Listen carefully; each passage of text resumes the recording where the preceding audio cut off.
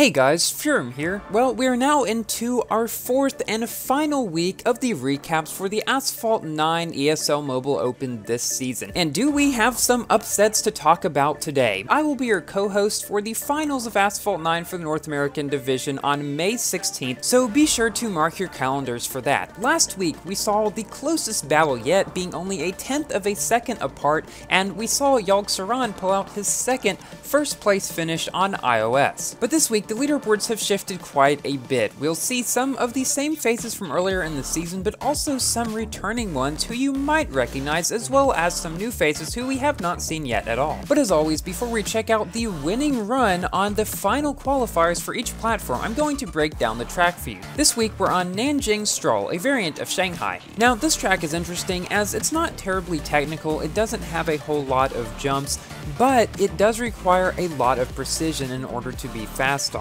You don't really have to think about momentum from jump to jump on this track, but it is important to try to get as many barrels as you can, for example, in certain places, so that you have enough nitro, so as to be able to have enough for the next turn, for example. But here at the beginning of the race, there is a trick you can do after the first barrel where you land on top of the median in the middle of the road, and this actually keeps some of your airspeed. Yes, this is an interesting feature in Asphalt 9, where if you land somewhere that is technically still in the track, but not really someplace that you're supposed to go, oftentimes the game will still think you're in the air since you're not on a road surface, and it will keep a lot of your airspeed, if not all of it, whenever you're riding on that. So this is one trick that players will use on many different tracks to get a better time. Now around this turn, you don't have to, again, use perfect nitro, because the car's handling and nitro are good enough that it keeps its speed even without that. Now you can use perfect nitro there, but you might not have as much nitro coming up to the next jump, so you'll have to do brake nitro a little bit more before you can shockwave over the river. And the reason why you can do this is because this car has a good enough nitro that it doesn't actually use up a whole lot of it, so when you land,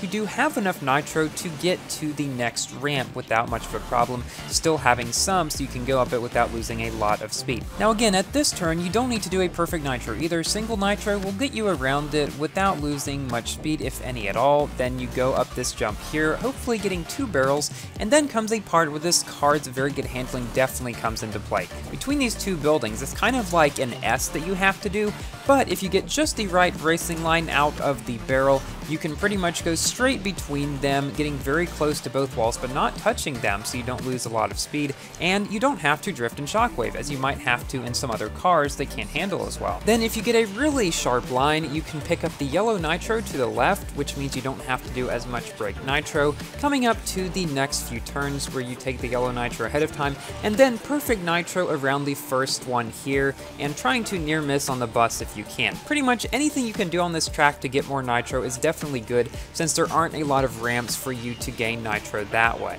These turns are ones where it is beneficial to do a perfect nitro around, because the car's handling is not good enough to keep the full speed if you just do single nitro, and again, the car has a good enough efficiency so that you can get to the next ramp with still having some nitro to go up it without losing much speed.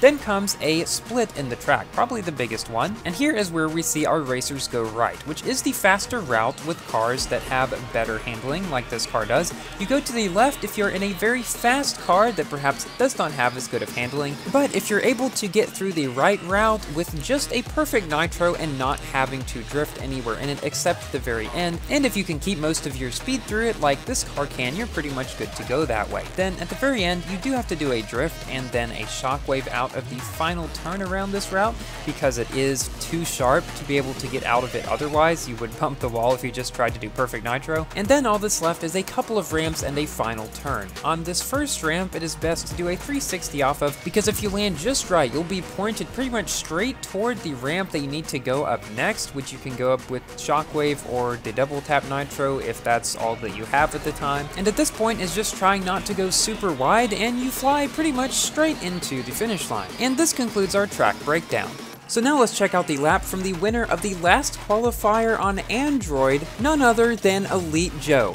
He has been with us ever since Season 2, he's won 3 out of 6 seasons so far, and he is back, taking the victory in the last qualifier for Android. So let's see how he managed to pull this off. So he does a shockwave straight off this ramp here so as not to lose speed with a 360, then does a perfect nitro around the corner to keep his speed, only gets 1 barrel, but then does get a perfect run so that he has enough to perfect nitro around this corner very cleanly without hitting the sides at all. Coming up to 2 of the largest curves on the track, he decides to perfect nitro around the first one, gets a near miss on the bus to give him a bit more nitro, then perfect nitros again around the second one. Nanjing Stroll is in general a very perfect nitro-able track, if that is even a word, because there are so many curves that are not so sharp that you have to shockwave around them, but sharp enough that you can't just use single nitro and still keep all your speed. He takes the faster right route there, then does drift around that turn and shockwave in order to reach his maximum speed before the final turn, does a 360 off this ramp to line up for the finish line, and comes in with a final time of 109.950.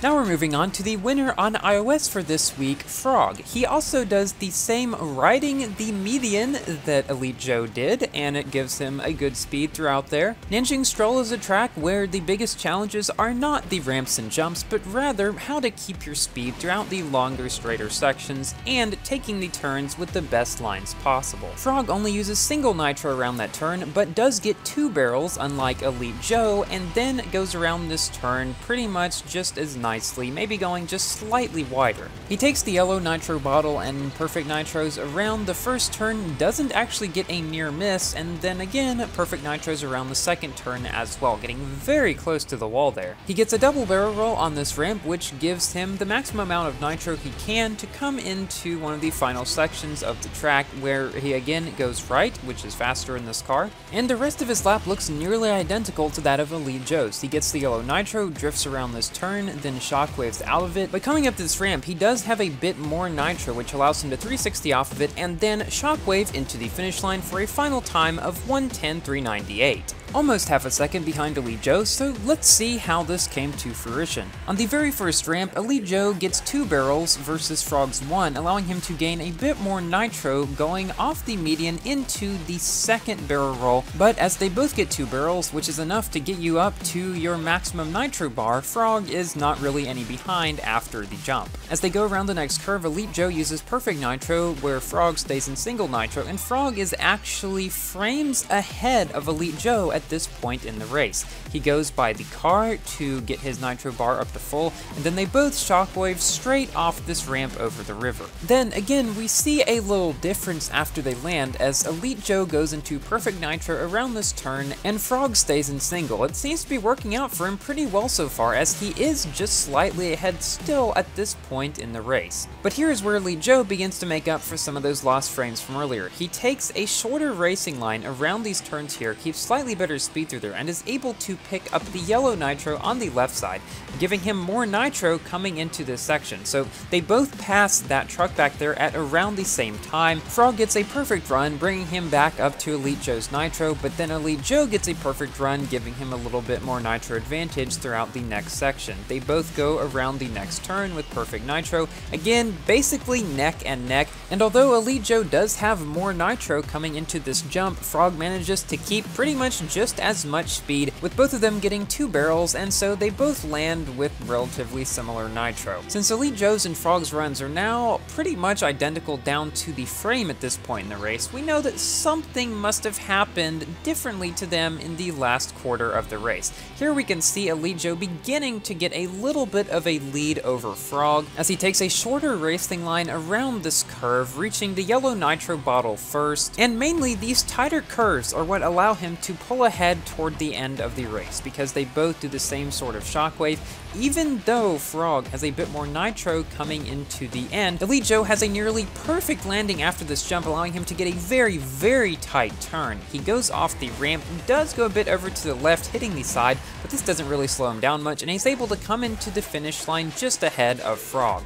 And so we have the standings for the final week of qualifiers for this season in Asphalt 9. On the Android side, in first place is Elite Joe, then Elite Huracan in second, and TGL in third. On the iOS side, we have Frog coming in first, Yogg Saran coming in second, and Quiet Riot 92 coming in third. Congratulations to everyone who made it this far in the qualifiers, and I can't wait to see and cast your runs for the final rounds. Again, these will be held on May 16th. I will be co-hosting them along with Inverum, and it's going to be a lot of fun, just like the series was to make, so I hope to see all of you there. Thank you all so much for watching. Please like the video if you have enjoyed, and consider subscribing for more Asphalt and other games content, and I will see you in my next video. Goodbye!